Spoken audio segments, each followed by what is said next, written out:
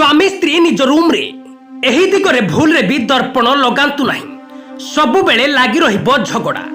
आजिर video रे आमे आपण मानकु जणाइबाकु चाहुंचु, स्वामी स्त्री निज रूम रे एही दिगरे लगांतु नहीं दर्पण, झगड़ा लागी रहिबो। दर्शक बंधु, भगवान आमको आखिर उपरे गोटे उपहार दैछंती, जहा द्वारा आमे सब किछि देखि पारुछे आउ तांकु अनुभव करि पारुछे। बिना आखिरे किछि भी करि परिबा संभव नुहे, किंतु पूरा विश्व को आपण आखिरे सिना देखि परिबे, किंतु आखि साहाय्य आमे निजकु देखि पारि नथाउ। आ विज्ञान रे एही समस्यार समाधान पई बाहर करा जाइथिला आईना बा दर्पण। वास्तव रे आईना आम जीवन रे एक महत्वपूर्ण वस्तु बनि जाइछि। निजकु सजाइबा सहित घर को सजाइबा पई आमे समस्त एहाको व्यवहार करिथाउ। आ समस्तक घरे छोट बड़ आईना देखिबाकू मिलिथाए, किंतु वास्तु अनुसार आईना को एहीपरि रखिबा आपनक पई अत्यंत खराब होई पारे। एते खराब कि एहा आपनक जीवन भी नहीं पारे। वास्तु अनुसार आईना को नकारात्मक ऊर्जा थिबा वस्तु मना जाए। सेथिपई वास्तु अनुसार आईना को ठीक दिग बा ठीक स्थान रे रखिबा अत्यंत लाभदायक होइथाए।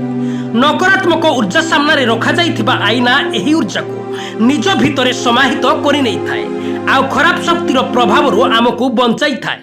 किंतु जदि आईना को सकारात्मक ऊर्जा दिगरे रखी जाए तो ताहा घरर सबु सकारात्मक ऊर्जा को समाहित करि नेबो, आ व्यक्ति को अलग अलग प्रकारर खराब परिणाम को सहिबाकू पड़िबो। एही प्रकारर आईना निज बेडरूम रे रखिबा भल नुहे, जहा द्वारा सोईथिबा व्यक्ति सही आईना रे देखा जाउथिबा, खास करी रातिर समय तो बेड रे सोहुथिबा व्यक्ति काच रे देखा जिबा बहुत अशुभ होइथाए। एमिति हेबा व्यक्तिर स्वास्थ्य पई हानिकारक मना जाइथाए, कारण एमिति व्यक्तिर शरीर रे सकारात्मक ऊर्जा आईना निज आड़क आकर्षित करिने, आ शरीर बेमार आड़क चली जाइथाए। जदि आईना रु बाहरुथिबा किरण आपण को लगातार स्पर्श करिवो ताहा बहुत खराब होइथाए, जहा द्वारा आपण को बड़ बेमारी आड़क जाइथाए।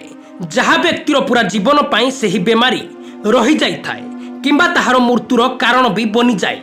सेथिपई दर्शक बंधु, बेडरूम रे आईना को एपरि रखंतु नहीं, जेपरि सोइबा समय आपनक शरीर सेथिरे देखा जिबा उचित नुहे। एथिप्रति ध्यान दियंतु।